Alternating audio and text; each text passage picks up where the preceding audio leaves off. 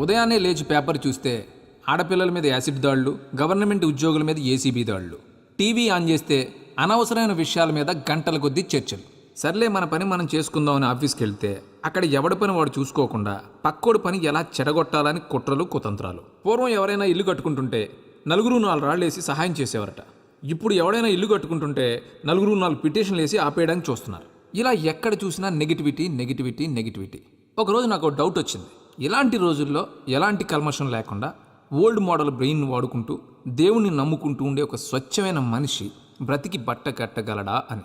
ఆ అనుమానం నుంచి వచ్చిన ఆలోచనే ఈ నమో వెంకటేశ.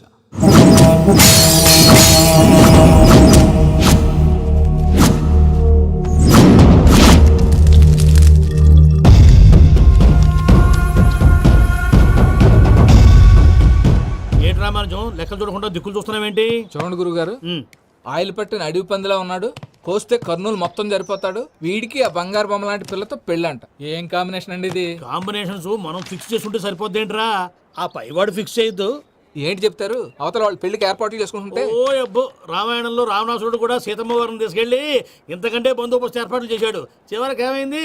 రాముడి చేతిలో తుక్కు తుక్కయ్యాడు. ఏవో పురాణాలు చెప్తూ ఉంటారు. సరే, ఈ యాంబియన్స్ కు తగ్గ రిఫరెన్స్ చెప్తాను. ఒక్కడి సినిమా చూసావు కదా? చూశాను. భూమికను పెళ్లి చేసుకోవడానికి ప్రకాష్ రాజు నానా పాపాలు చేశాడు. క్లైమాక్స్ లో ఏమైంది? మహేష్ బాబు చేతిలో బట్టి గరిచాడు. అయితే ఇప్పుడు ఏమంటారు? స్త్రీకి ఇష్టం లేకుండా పురుషుడు పెళ్లి చేసుకోవాలనుకుంటే అది జరగదు. అయితే ఇది జరగదా? అయ్యగారు పూజమ్మ గారు కనబడట్లేదు. అయ్యగారు జరిగిందా? గురుగారు ఎలా చెప్పగలిగారు? ఫార్ములా రామానుజం. ఒక్క నిమిషం గురుగారు. నాకు తెలిస్తే చంపేస్తాడు. వెతకండి, వెళ్ళి వెతకండి. ఆగండి, ముందు నేను చెప్పేది వినండి. మా గురుగారు మామూలుడు కాదు. కళ్ళ ముందు తిరిగే కల్కి భగవాన్, కాలజ్ఞానం తెలిసిన వీరబ్రహ్మం గారు, 6th సెన్స్ ఉన్న సాయిబాబా. ఇలాంటి ఏదో జరుగుతుందని ఆయన ముందే చెప్పారు. పదండి, ఆయన కాళ్ళకి నమస్కారం చేసుకుందాం. రండి బాబు. ఏం చూస్తారు? ఏంటి గురుగారు ఇలా కొట్టేశాడు? నిజం చేదుగా ఉంటుంది రామానుజం, అందరూ రిసీవ్ చేసుకోలేరు. వీడి చెప్తేనే ఎలా ఉంటే వీడి బాబు చెప్తే ఇంకెలా ఉంటుందో.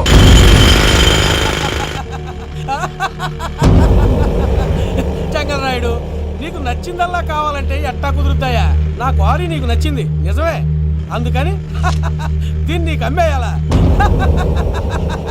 నువ్వు చెప్పేది ఎలా ఉందంటే నాకు నచ్చి నేను అమ్మమంటే నువ్వు అమ్ముతావా? కొన్ని కుదరవు. నీ ధైర్యానికి కారణం గురువారి. వాడు జైల్లో ఉన్నాడు. పులి జైల్లో ఉండొచ్చు, పులి పిల్లలు అంటే ఆయన మనుషులు బయటే ఉన్నావు. హలో సూరి, అమ్మాయి గారు ఇంట్లోంచి పారిపోయారు. అయ్యారు పూజమ్మ గారి ఇంటి పారిపోయారంటే ఇంట్లో ఆడవాళ్ళనే కంట్రోల్ చేయలేనోడు మనల్ని కంట్రోల్ చేస్తాడంట్రా.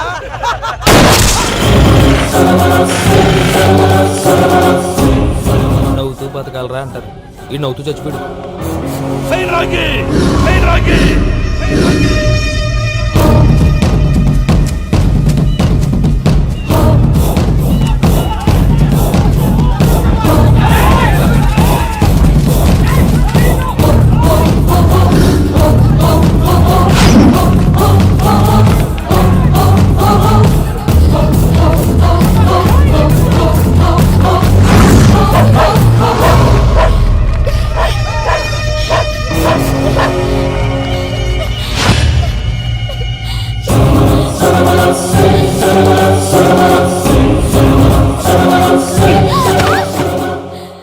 నా గురించి నీకు కొంచెమే తెలుసు. పూర్తిగా తెలుసుకోనీకే ట్రై చేయకు.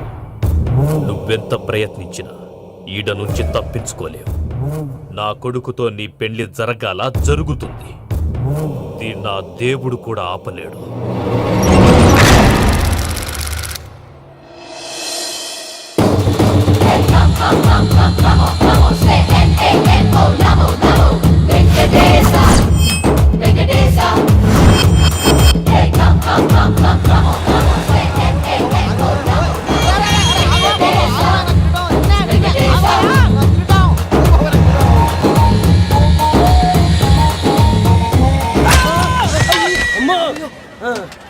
అమ్మో, అయ్యో, నీకేం కాలేదు కదా? ఒక్క నిమిషం బాబు, నా నడు సెట్ అయిపోయింది బాబు. సెట్ అయిపోయింది, నడు సెట్ అయిపోయింది. Thank you Babu, thank you Babu, thank you. ఇదిగో నీ కర్ర. నాకు రేటం పట్టిపోతావా? నా బండి మీద ఉంటే హెల్మెట్ అనుకున్నాను. మరి పారిపోతా? నిన్ను చూసి ఎవరు పారిపోతారు? అదిగో వాళ్ళని చూసి.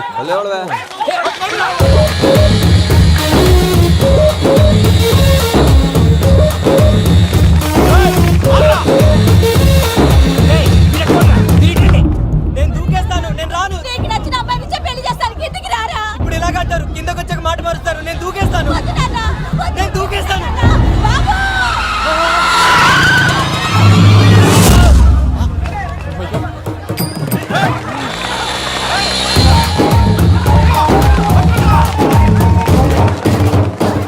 ఆగండి రాబాయ్ ఈడేంద్రా మలేషియా అన్న ఏరియాలో దూరండు.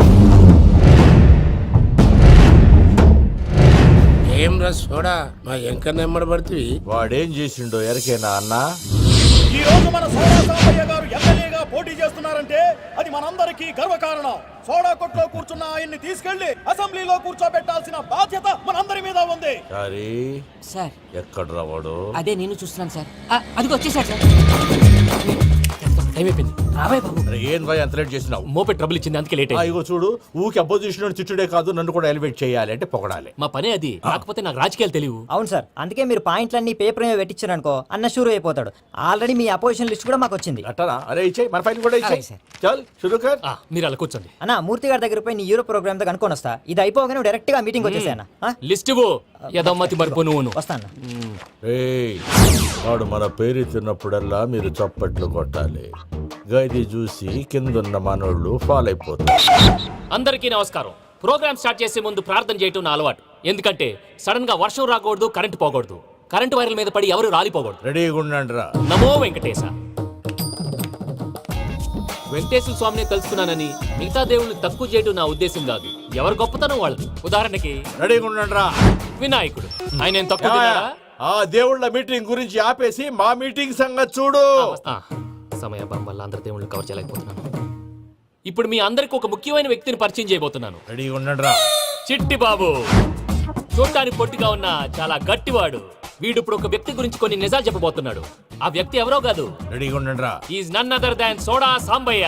5వ తారీఖు అంటే అది అయ్యో బాబాయ్ ఫైల్ మారిపోయింది. భయ్య పరిస్థితి ఏంటో తిప్పు తిప్పు. చిట్టి బాబు, మన సోడా సాంబయ్య గురించి కొంచెం చెప్పు. ఆయన చాలా కింద నుంచి పైకెట్టాడు. చిన్నప్పుడు స్కూల్లో పక్కోడి బలిపాలు పెన్సిల్ దొబ్బేసేవాడు. అంటే శ్రీకృష్ణుడు టైప్ అనమాట. గివెందుకు చెప్పిస్తున్నాడు రా? లీడ్ తీసుకుంటున్నాడు. ఏదో ఉంటా సార్. చిన్నప్పుడు ఇలాంటి చిలి పనులు అందరూ చేస్తారు. వేరే ఏమన్నా చెప్పు. థియేటర్లో బ్లాక్ టికెట్లు అమ్ముకునేవాడు. చెప్పమంటావా? బ్లాక్ టికెట్లా? ఏంటి చిట్టి బాబు? దొంగ నోట్లు కూడా మార్చేవాడు. చెప్పాలి. దొంగ నోట్లా? ఆ? ఏంటలా నోరేళ్ళు పెట్టావు? అమ్మాయిలను దుబాయ్ సైట్లకు అమ్మేవాడు. ఆ విషయం కూడా చెప్పమంటావా? ఆవేశపడకండి, పబ్లిక్ ఏదో ఉంటది. చచ్చా, సోడా సాంబయ్య అలాంటి మనిషి కాదు. నా ఓటు ఆయనకే. వాడు ఓటేస్తే సర్వనాశనం అయిపోతాడు. ఇంత చెప్పాక కూడా బుద్ధిన వాడేవాడు వాడికి ఓటేయడు. మరి? రాళ్ళేస్తాడు. ఏదో ఉంటా సార్. ఇదేంటి చిట్టి బాబు, ఆ మీటింగ్ లో పడాల్సిన రాళ్ళు ఇక్కడ పడతాయి. సోడా సాంబయ్య ఉంటే చంపేస్తారు. జంప్.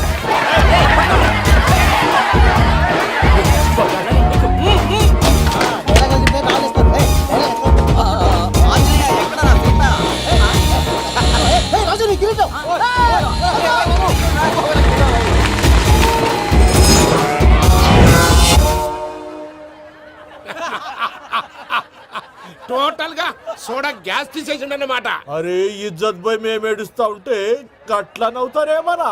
మా ఎంకన్నంటే ఎవడనుకున్నవరా? సాక్షాత్తు ఎంకట రమణమూర్తి.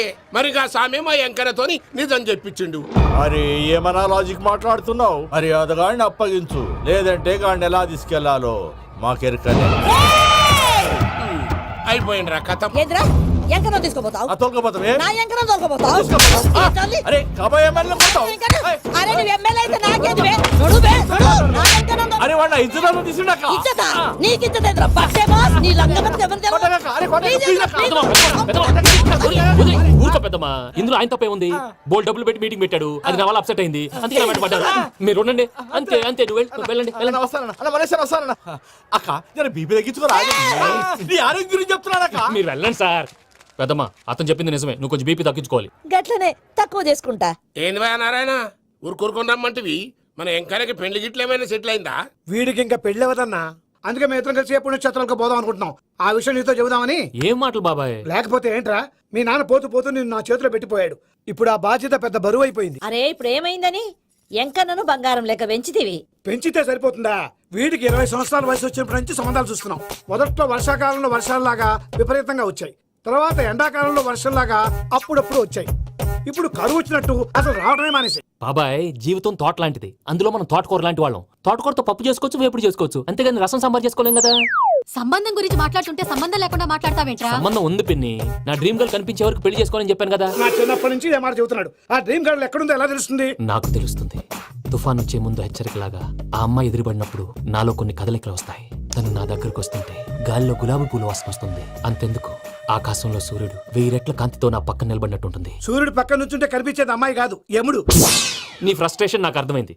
ఒక విధంగా పెళ్లి లేట్ అవడం మన మంచికే. మంచిగా? మరి ఇప్పుడు మన ఇంటికి వచ్చేది కోడిపిల్ల కాదు, ఆడపిల్ల. కోటి ఆశలతో వస్తుంది. అందుకే ఆమెకి ఏ ఇబ్బంది లేకుండా ఫ్లాట్ తో పాటు ఫర్నిచర్ కూడా కొన్నాను. రేపు నానో కారు కూడా వచ్చేస్తుంది. ఇప్పుడు నేను పెళ్లికి రెడీ. జస్ట్ నా డ్రీమ్ గర్ల్ కనపడమే లేటు. చూసావా అన్న, ఎక్కడికి వెళ్ళా మళ్ళీ ఆ డ్రీమ్ గర్ల్ దగ్గరికే వస్తాడు. వీడికి జన్మలో పెళ్ళేయట్లేదు. ఇక మన పోదాం పదవే. నువ్వు పరిశ్రమ కుక మన ఎంకన్న జాతకంలో దోషం గిట్లుందేమో జర చూపిద్దాం.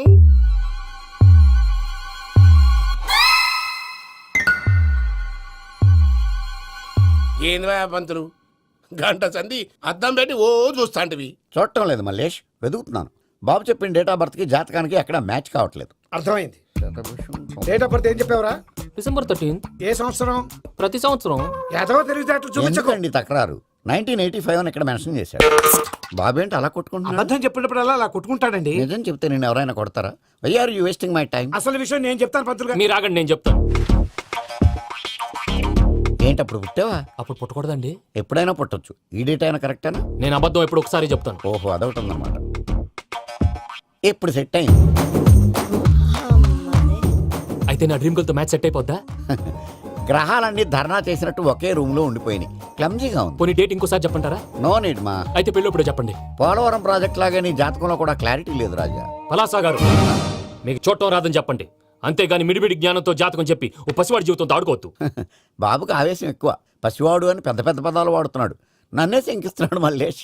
ఏలే జర పరిశ్రమలో ఉండి అట్లా మాట్లాడతాండు. నువ్వే మంచి మనసు చేసుకుని ఇష్టం ఎందుకు చెప్పరాదు? దాన్నే ఉందిలేరా మళ్ళీ. బాబుకు త్వరలో విదేశీయానం ఉంది. ఇది కరెక్ట్ గా చెప్పారు. నీకు దైవభక్తి కూడా ఎక్కువ. ఇది కరెక్టే. ఇవన్నీ ఎంత కరెక్టో నీ పెళ్లిలో ఉన్న సస్పెన్స్ కూడా అంతే కరెక్ట్. మరి సస్పెన్స్ క్లియర్ అవడానికి ఏం చేయాలి? ఈ టైప్ సిచ్యువేషన్స్ లోనే నేను గవ్వలు నేను మిమ్మల్ని నమ్ముకున్నాను. ఈ గవ్వలు నేను బాగా కలిపి వేస్తాను. అన్ని బోర్లా పడితే నీ పెళ్లి అవుతుంది. తిరగబడితే నీ పెళ్లి అవదు. సగం అటు సగం ఇటు పడితే ఎటు కాకుండా పోతాం. ఏంట్రా మళ్ళీ ఇది? దేనికైనా లిమిట్ ఉంటుంది కదా. నోటుకొచ్చి వేస్తానమ్మా.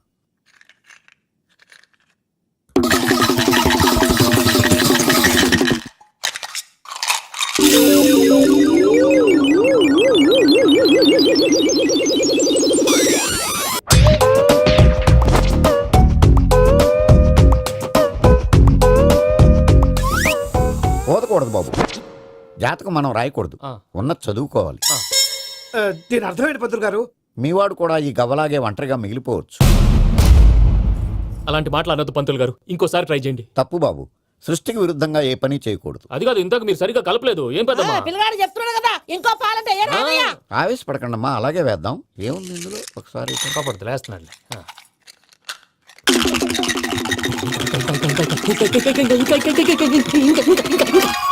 నువ్వు కల్.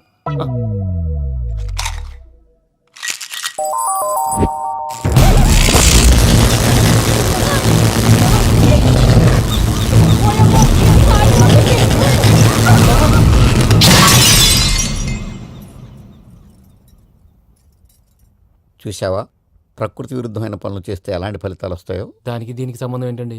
నిజానికి జాతకం వల్ల లైట్లు పేలకూడదు. ఇల్లు పేలిపోవాలా? పంతులు గారు ఇప్పుడు ఏం చేద్దాం? ఒక్క ఫోటో తీసుకుందాం. నువ్వు కూర్చోమ్మా, గవ్వ కాంబినేషన్ కావాలి. ఎందుకండి? గవ్వ నిలబడడం ఎవరైనా చూసావా? పాలపంత వచ్చినప్పుడు వింత అనుకున్నాం. ఇది అంతకంటే పెద్ద వింత. ఫోటో జంక్ చేసే ఇంక నువ్వు లేవచ్చు రమణ. త్వరలోనే ప్రపంచం అంతమైపోతుందని టీవీ 9లో చెప్తే నమ్మలేదు. ఈ పరిణామాలన్నీ చూస్తుంటే నమ్మాల్సి వస్తుంది వెంకటరమణ. ఈ జాతకుడికి పెళ్ళంటూ జరిగితే 1 నెలలో జరిగిపోవాలి, లేకపోతే జీవితంలో పెళ్లి యోగం లేదు. ఇంకోటి ఉందమ్మా, త్వరలో నీకు రాహుగ్రహ ప్రభావితుడైన ఒక కేతువుగాడు పరిచయం అవుతాడు. దాంతో నీ జీవితంలో పెనుమార్పు సంభవిస్తుంది.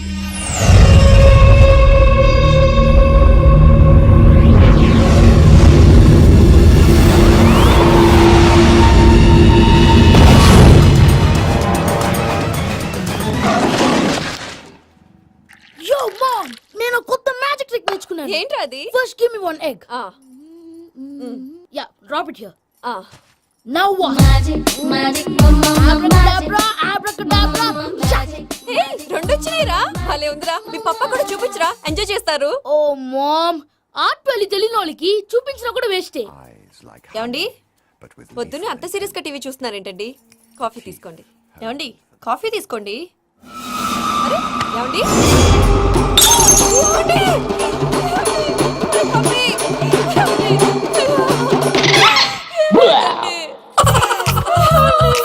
ఓ మమ్మ మమ్మ వాట్ హ్యాపెన్? ఎందుకు ఏడుస్తున్నావ్? మీ పప్ప చచ్చిపోయాడ్రా మనకు అన్యాయం చేసి వెళ్ళిపోయాడ్రా అరే ఇందాక టిఫిన్ కూడా పిక్కలాగా తిన్నాడు. హే మమ్మీ ఎందుకు ఇంత ఏడుస్తున్నావు? నువ్వు ఏడిస్తే పోయిన బాబా తిరిగి వస్తాడా? Think practically mom. ఇప్పుడు బాడీని ఇక్కడే తగలబెట్టాలా లేకపోతే ఇండియా తీసుకెళ్ళాలా?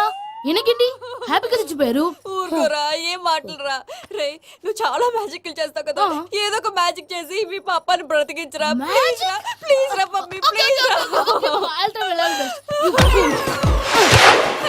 అలా పడేసావేంట్రా మా ప్లీజ్ డోంట్ డిస్టర్బ్ మీ. ఇదంతా ట్రీట్మెంట్.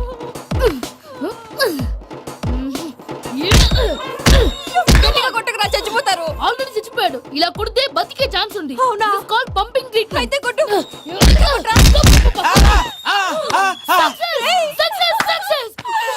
ఏమైందిరా? మీరు చచ్చిపోయారండి వెంటనే పమ్మిగాడు పట్టు వదులుకుండా మీ గుండెల మీద గుద్ది మీకు ఊపిరి పోసాడు ఇంకా చెప్పు తెలిసిన వాళ్ళు పోసేవాడు. వెంటనే ఈ విషయం పెద్ద వాళ్ళకి నేను ఎవరైనా పెద్ద మనిషి ఆయనంటే 10 మందికి చెప్పడానికి నువ్వేంట్రా నేను చచ్చిపోయానని అమ్మ వెక్కి వెక్కి ఏడుస్తుంటే నువ్వు సైలెంట్ గా ఉన్నావేంటి? నేను ఏడ్చాను పాపా. ఎంతో అబద్ధాలు చెప్పక నేను చూడలేదనుకున్నావా? చచ్చిపోయారు కదా మీరెలా చూసారు చచ్చిపోతే ఆత్మ స్ట్రైట్ గా పైకి వెళ్ళిపోద్దా? ఎవరు ఏడుస్తున్నారో లేదో చెకప్ చేసుకుని మరీ వెళ్ళిపోద్ది. అవును పూజ లేచిందా? లేపమంటారా పూజ లేకపోద్ది తండ్రి లేని పిల్ల కాసేపు పడుకొని అన్నట్టు రేపు ఇండియా నుంచి కళాకారులు వస్తున్నారు ప్రోగ్రామ్ ఇవ్వడానికి. మనం కూడా వాళ్ళతో పాటు బయలుదేరాలి. నేను చెప్పారు కదండి మరి ఇక్కడ నిల్చున్నావంటే వెళ్ళి సమాధానం పాపా నేను ఇందాక ఏడవలేదని ఫీల్ అయ్యావు కదూ. ఈసారి చచ్చిపో తప్పకుండా ఏడుస్తా.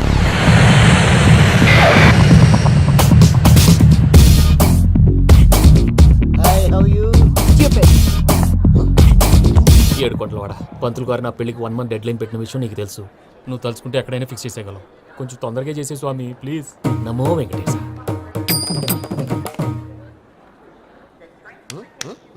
ఏంటి అది? ఇది తెలీదా? అదే కదా అడిగేది. నామాలు శంఖం చక్రం అభయస్తం కటిముద్ర. నమో వెంకటేశ. మన వచ్చింది ప్రార్థన చేయడానికి ప్రోగ్రామ్ ఇవ్వడానిక? ప్రార్థన చేసి ప్రోగ్రామ్ ఇవ్వడానికి భయ్యా. ఏంటి ఎట్కారమా? You know who I am? Single leg dancer shake Raj. టీ దంచుకొట్టు దుమ్ము లేపు ప్రోగ్రామ్ లో ప్రభుదేవ నా డాన్స్ చూసి ఏమన్నాడో తెలుసా? డాన్స్ రాకుండా ప్రోగ్రామ్ కి వచ్చావరా బండ బుద్ధులు తిట్టి పంపించాడా? ఏమను? నేను కదా భయ్యా మా చిట్టుబాబు. రే భయ్య ఒకసారి చెప్పు. వీడి భయ్య ఏంటి బఫెల్లోకి బట్టలు తిరిగినట్టున్నాడు. రే అలా అనకూడదు. బఫ్లో వింటే బాధపడుతుంది. ఏంటి ఇద్దరు కలిసి డ్రామా ఆడుతున్నారా?